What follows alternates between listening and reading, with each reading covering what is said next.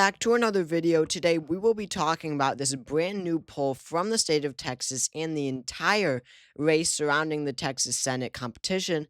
And in this new poll from Emerson College, a B-rated pollster, pretty reputable pollster, Ted Cruz, the incumbent Republican, holds a lead of just 1% over his Democratic challenger, Colin Allred. Now, this is significant. Of course, Texas is a pretty Republican state. They voted for Donald Trump by 5.6% in the last election.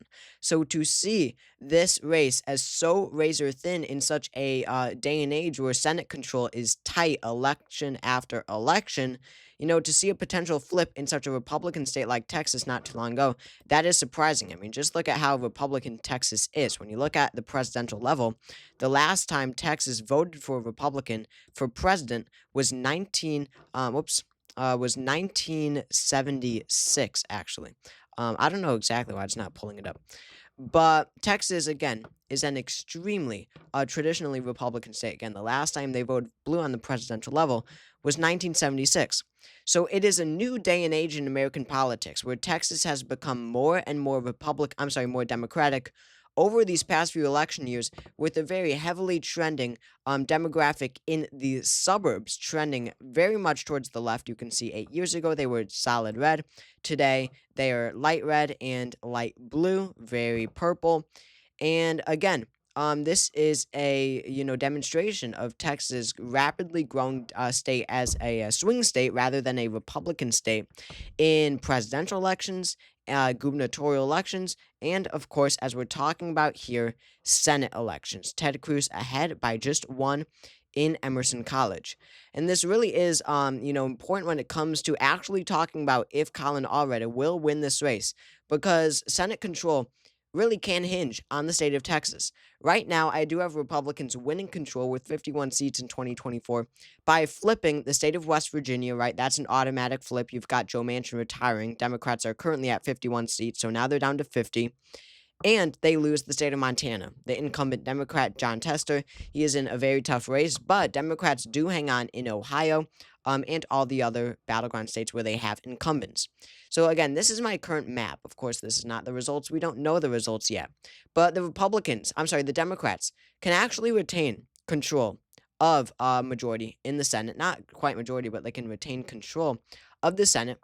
They can still lose Montana and they can still lose West Virginia. I still do believe that they will lose both. However, they can kind of sort of come back from one of these losses through gaining a different seat somewhere else. As you can see based off this map, the most likely is Texas. Nebraska is the same margin, but Nebraska, you've got an independent running for the Democratic Party, not exactly a Democrat. The Democrats' best hopes, of course, is in the state of Texas. They should look away from Montana. They should look away from Florida, in my opinion. Go all in on Texas. If Texas turns blue, they retain 50 seats in the Senate. That means all they need is the presidency, or the vice presidency, I should say, because the VP cast the tie-breaking vote in the occurrence of a tie, and boom, they have Senate control. Now, I do have Kamala Harris and Tim Walz winning the presidency and vice presidency. So, yes, all Democrats would need is 51 seats, and they have majority. So, even if they do, in fact, lose those very tough races where they have incumbents in Montana and West Virginia, they could look to other places, in this instance being Texas. Texas is very clearly in play.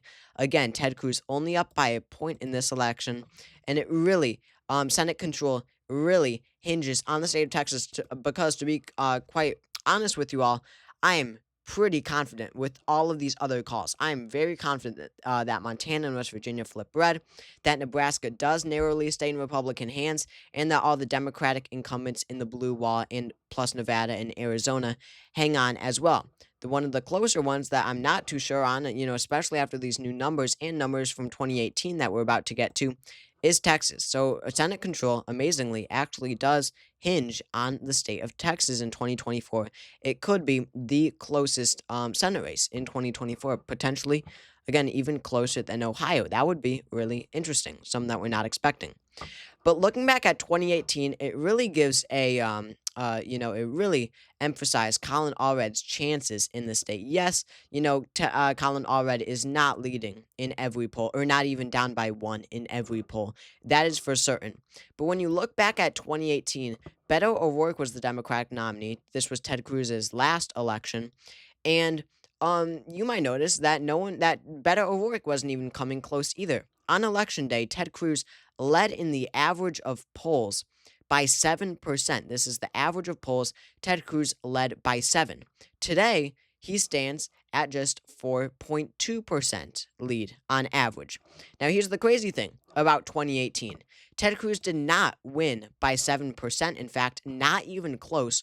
The polls way overestimated him. Ted Cruz only won the 2018 Texas Senate race by, what, 3? Even less, by 2.6 percentage points. That is absolutely insane. He was expected to win by 7. He was expected to win by 7. He only won by 2.6. That is a 4.4% overestimation for Ted Cruz in the 2018 race. Now, this was a midterm race, and I would even argue that the polls, yes, they were off in 2018, especially in this Texas Senate race, but I would honestly think, just by logic, that they would overestimate Cruz even more in this election, because 2018, the national mood was that, it's a blue wave year, right? Everyone hates Trump. Now, it wasn't quite as much of a blue wave as they were expecting, but what that does is it really boosts, the mood of the country, whichever party that mood of the country is favoring.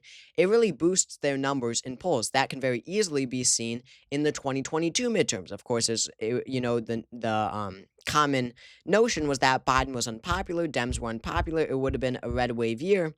However, that did not amount to anything because, of course, the polls were way overestimating the mood of the country, which favored Republicans.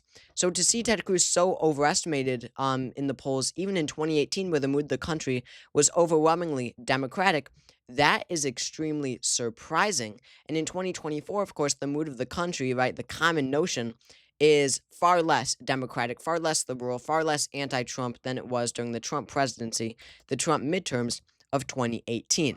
So why do I bring that up? That 4.4% that Ted Cruz was overestimated by in the 2018 election.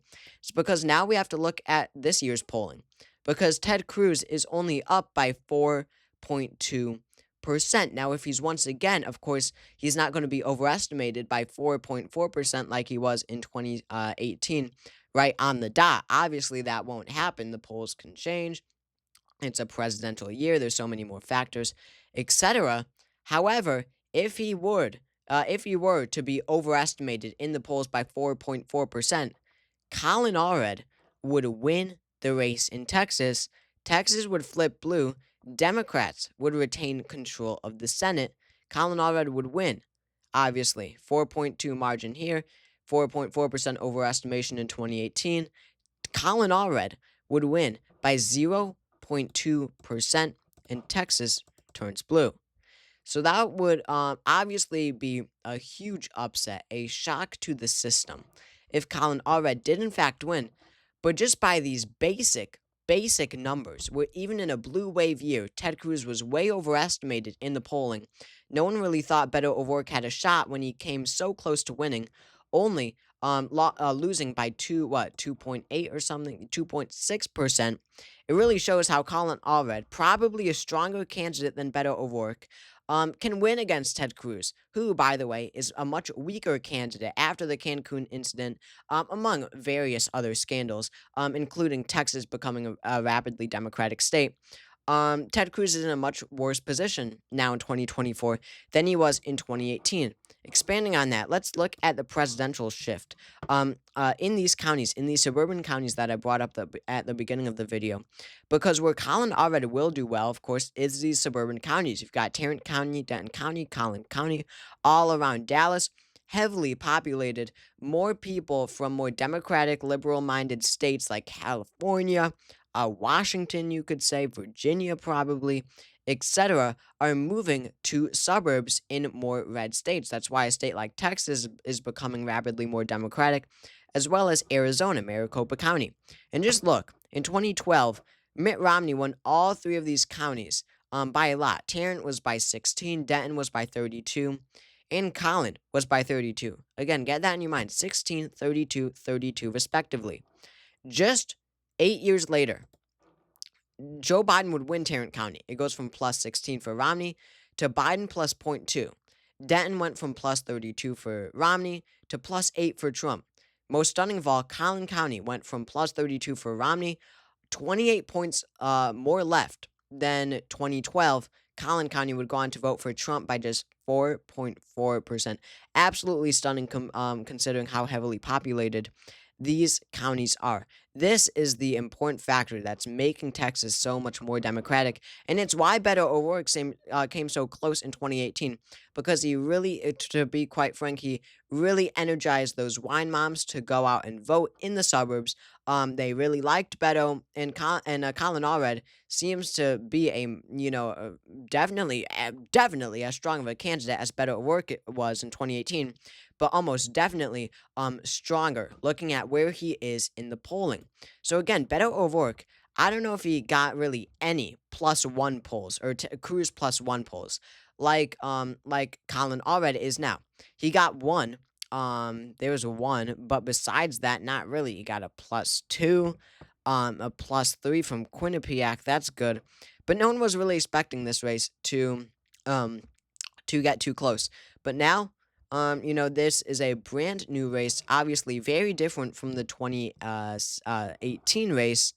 Um, uh, Colin Allred performing much better so far than Beto O'Rourke did. Ted Cruz performing much worse so far than he did in 2018. 18, that is. This could be a real flip. Definitely one to keep your eye on. But as of now, if you apply how wrong the polls were in 2018 to this election, Colin Allred would be elected senator. Democrats would somehow, miraculously, retain control of the Senate. So thank you all for watching this video. If you enjoyed, make sure to subscribe down below. That helps out a lot. You can comment as well your thoughts on this topic. Drop a like as well, and I will see you all later.